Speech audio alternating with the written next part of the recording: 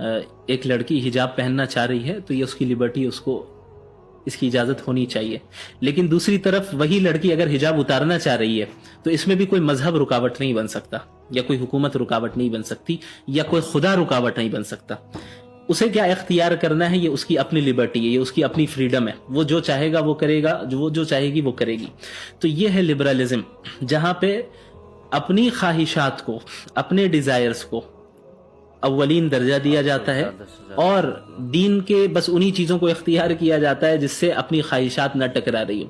تو یہ دو چیزیں اتنی مخالف ہیں آپس میں کہ لبرل مسلمان یہ ایک اصطلاح چل پڑی ہے. یہ ایسا ہی ہے جیسے کوئی کہے کہ ہندو مسلم، کوئی کہے کہ کرسچن مسلم، یا کوئی یوں کہے کہ بھئی ابھی دن بھی ہو رہا ہے اور رات بھی ہو رہی ہے. یہ دو اپوزٹ چیزیں ہیں، یہ دو ایک جگہ کبھی جمع نہیں ہو سکتی. اللہ کے نبی صلی اللہ علیہ وسلم نے اسلام کا صحیح کانسیپٹ کس طرح پیش کیا کہ لا یؤمن احدکم حتی یکون ہواہ تبعا لما جئت بہ.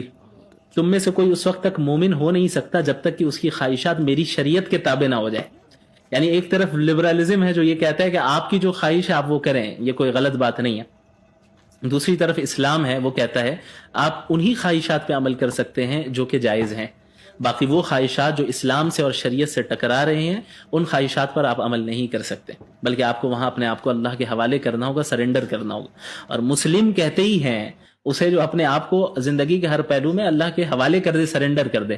تو اب ایک شخص یہ کہے میں نے اپنے آپ کو اللہ کے سرنڈر بھی کر دیا اللہ کے سامنے، اور لیکن مجھے میرا جی جو چاہتا ہے مجھے وہ کرنا ہے، تو یہ مطلب اسلام یہ نہیں ہے. اور اللہ کے نبی صلی اللہ علیہ وسلم پر جو آیتیں نازل ہوئی قرآن کریم میں اس کا ذکر ہے، فَرَأَيْتَ مَنِ اتَّخَذَ إِلَٰهَهُ هَوَاهُ، کہ آپ نے ایسے شخص کو دیکھا ہے جس نے اپنی خواہشات کو ہی اپنا خدا بنا لیا ہے. اس آیت کو پڑھ کے لگتا ہے کہ شاید موجودہ لبرلز کی ہی بات ہو رہی ہوتی ہے، جہاں پہ خواہشات نفس کو اور انسانی